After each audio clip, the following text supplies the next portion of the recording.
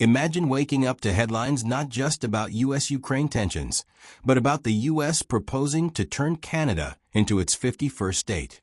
Sounds unbelievable, right? Well, recent events have taken U.S.-Canada relations from typical trade disputes to something far more dramatic. While the world focuses on conflicts in Europe, North America is quietly facing its own set of challenges that could reshape the continent's future. From energy battles to tariff wars and bold political rhetoric, the U.S. and Canada are entering turbulent waters, and you're going to want to understand how this could affect all of us. Before we dive into the full story, don't forget to like and share this video to help more people follow these critical developments. It all started with a heated confrontation between U.S. President Donald Trump and Ukrainian President Volodymyr Zelensky. During an Oval Office meeting, Trump accused Zelensky of jeopardizing peace efforts and, in response, canceled a planned economic partnership with Ukraine. This unexpected move cast doubt on whether the U.S. would continue supporting Ukraine and sent shockwaves across Europe. Suddenly, European leaders realized they couldn't rely on Washington alone. British Prime Minister Keir Starmer acted fast, organizing an emergency summit in London.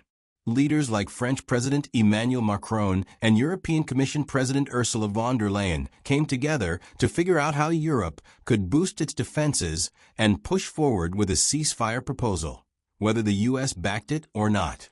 And they put real money behind their words. The U.K. pledged $2.8 billion in military loans, and the European Union stepped up with $31 billion for Ukraine, scheduled for 2025. Europe wasn't just talking, it was taking responsibility for its own security in ways we haven't seen in years. But while all this dominated the news, something just as important was happening closer to home. Trump was quietly making waves with a sharp turn in U.S. energy policy, this time aimed at Canada. After years of downplaying the need for Canadian oil, Trump suddenly called for the revival of the Keystone XL pipeline. This massive project would funnel Canadian oil straight to U.S. refineries, giving North America a stronger grip on its own energy security and reducing dependence on other parts of the world. Yet Trump's stance has been anything but consistent. One moment, he's criticizing Canadian oil imports. The next, he's pushing for deeper ties with Canada's energy sector.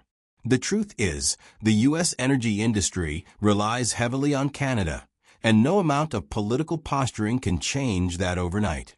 Still, Keystone XL remains controversial. Supporters say it would create jobs and stabilize North American energy. Critics warn of environmental disasters, oil spills, and massive carbon emissions. And to make matters worse, the company that originally built the pipeline, TC Energy, has already dismantled key parts of the project and moved on.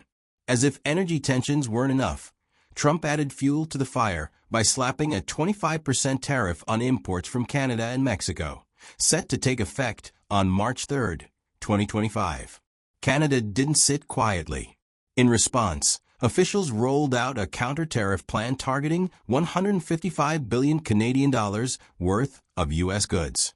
This plan unfolds in two waves.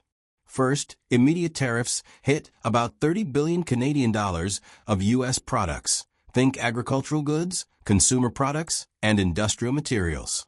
Then, after public consultations, a second round will hit another $125 billion Canadian dollars, focusing on critical sectors like automotive, aerospace, and more agricultural exports. But tariffs aren't the only tool Canada's pulling from a toolbox.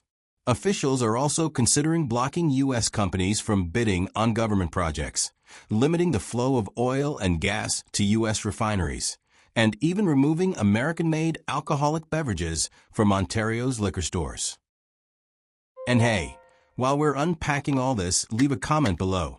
Do you think this trade war is going to escalate, or will cooler heads eventually prevail?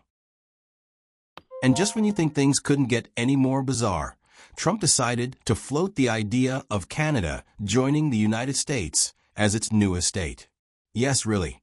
He's been pitching this as a way to lower taxes for Canadians and boost military protection, all while removing tariffs between the two countries. Not surprisingly, Canada wasn't amused. Prime Minister Justin Trudeau and opposition leader Pierre Poilievre have both rejected the notion outright. And on the streets of Canadian cities, patriotic movements have gained momentum. People are rallying around slogans like "Canada is not for sale," making it crystal clear they intend to defend their sovereignty. Canadian businesses and political leaders are also taking this moment to remind everyone just how vital Canada's natural resources are, not just to themselves, but to the U.S. as well. The U.S. may be trying to talk tough, but when it comes to energy, it can't escape its dependence on Canada. Right now, the U.S. is importing record levels of Canadian crude oil, more than 4 million barrels every single day. That oil keeps refineries running and fuel prices from spiking even higher. But it's not just oil. Natural gas flows steadily across the border, powering homes, businesses, and factories on both sides. Electricity from places like Quebec and Ontario helps stabilize power grids in the northern U.S. And let's not forget the critical minerals, things like lithium and nickel, that are essential for modern technology and green energy projects. Much of that also comes from Canada.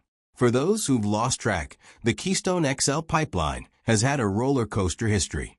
Proposed in 2008, it was supposed to move oil from Alberta down to refineries on the U.S. Gulf Coast. Supporters promised it would be a game changer for North American energy.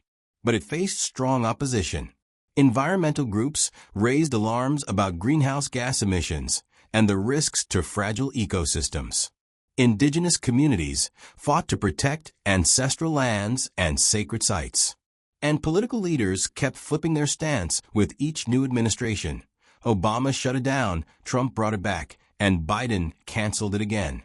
Today, with key parts already dismantled, bringing Keystone XL back from the dead would be an uphill battle. So here we are, watching a mix of global and local tensions unfold all at once. On one side, you have the U.S.-Ukraine conflict pushing Europe to rethink its defense strategy. On the other, you've got the U.S. and Canada entering a rocky phase filled with trade wars, energy disputes, and even wild proposals about merging nations. What happens next? It's hard to say, but what's clear is that these are no longer just small disagreements. They're big moves with even bigger consequences for international politics, energy security, and everyday life on both sides of the border. If you made it this far, thanks for sticking with me. Don't forget to like this video, subscribe to the channel, and ring that notification bell so you never miss an update on these critical stories. Thanks for watching.